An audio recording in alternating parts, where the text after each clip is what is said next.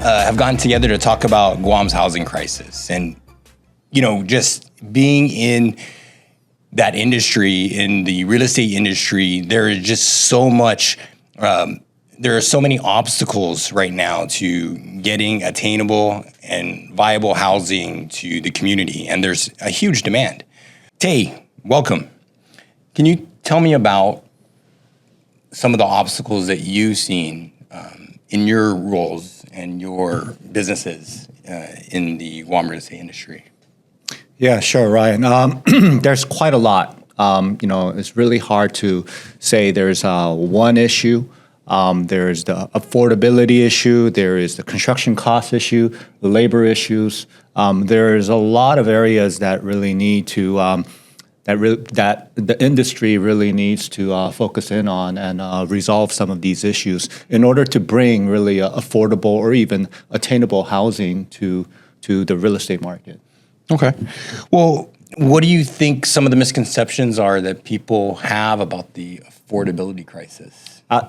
Again, I could go on and on about this, but then if there's one thing, I think there's a misconception that there's plenty of land, so housing should be cheap. That's actually not quite true. There is plenty of land, but the fact is a lot of it is controlled by the U.S. military. A lot of it is in conservation. Some of it is not even properly zoned for housing. So we do have a large inventory of land, but the issue is that some of it is not repurposed for housing, right? Right, and then, like you say, there's some infrastructural issues that get in the way. Correct. You can't just build a house on a raw land when the infrastructure is not there. And without infrastructure, you can't have the proper zoning purposes. So those are some of the issues. Another misconception I hear a lot is the housing cost is high just because the developers are greedy. You hear that a lot, but the honest fact is the cost is so high. Right. The cost. If I haven't seen a developer build a major housing project in the past 5 to 10 years, because developers know the cost is so high and there's so much risk involved now that they rather not build, and that's why we have this housing shortage issue currently. Yeah, no, absolutely. And there's just, people don't understand the time horizon that goes into development, from permitting to subdivision through planning and all that stuff, and also through the phases of construction. Correct. If it goes through the full cycle and you're not moving in inventory, it'll kill you. Yep. That's absolutely right, Ryan. So tell me about that, right? Tell me about some of the obstacles. Tell me about zoning laws. Do you think the zoning laws here are too restrictive? Absolutely.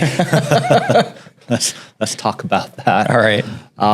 There's so many issues with our zoning law. Not only our zoning law, but also our building code, right? And I understand the logic behind it. The construction cost is so much higher here on Guam because we have such a restrictive building code here. Mm-hmm. And it's not due to, I'm not going to point fingers and say it's the government's fault that our building code is so restrictive.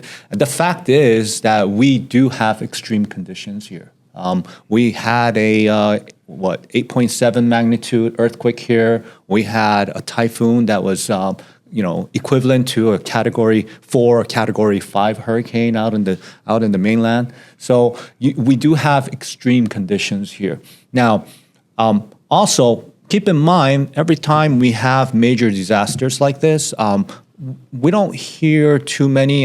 It's great news, but we don't hear too many instances of major injuries or death because our building code is so strong. Mm. But don't forget that also drives up the cost. Yes. Right? Yes. Yeah.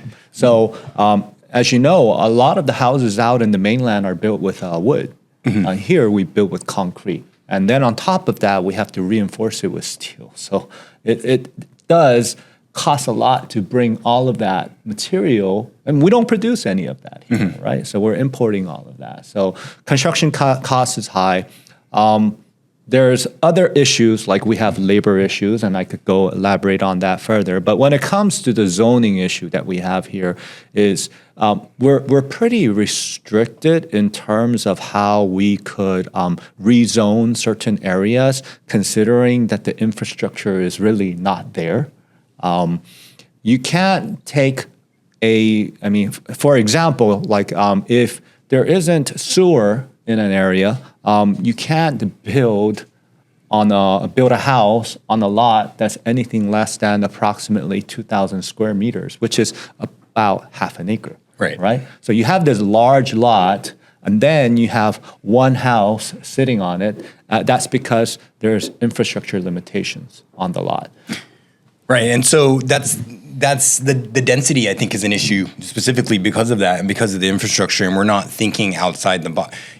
One of my pet peeves is nobody asks why anymore, right? We just, that it's almost like I accept it because it's always been.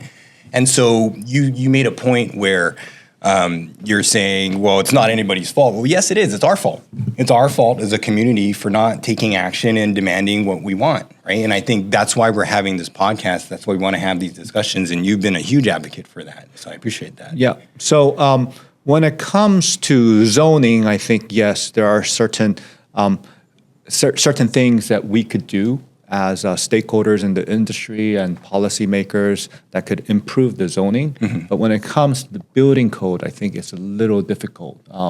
There are certain measures that can be put in place, but it's still pretty restrictive. Well, and that's what we have to look at, right? We've adopted the IBC, correct, and we're not looking at different floor plans and footprints. We're increasing the cost to build. Correct. And that's where it's like, hey, man, let's think outside the box, right? Correct. You're absolutely right. So tell me, on that theme, tell me what role do you think the government should play in increasing homeownership rates?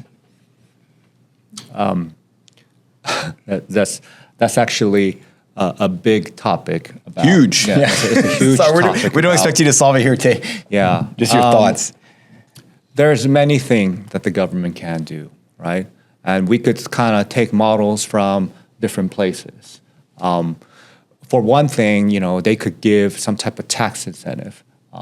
They could also, provide incentive in terms of density increases. Let's say for incorporating affordable housing into any type of new housing development that comes up. That's another thing.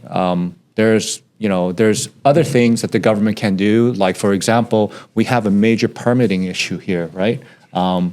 It just takes so long to get permitted for one housing.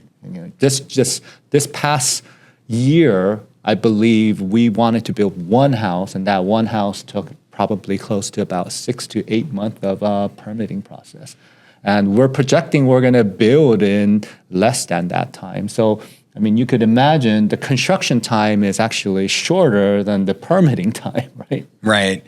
And so for me, I think understanding those realities is important for us to be able to help the developer bring the buyers to the market to take that inventory off their hands quickly, because that'll kill you on, if on so many levels. Right. But think of Paradise Estates, right? 216 units, right? Mm-hmm. Huge successful development, but it, took how many years to sell out, right? So what if they built all those 216 units at once? Do we need them? Absolutely. But can we find the buyers for those in a timely enough fashion for the market to absorb them without the developer going bankrupt? And people don't understand that dynamic and why those margins are what they are. Correct. You're absolutely right.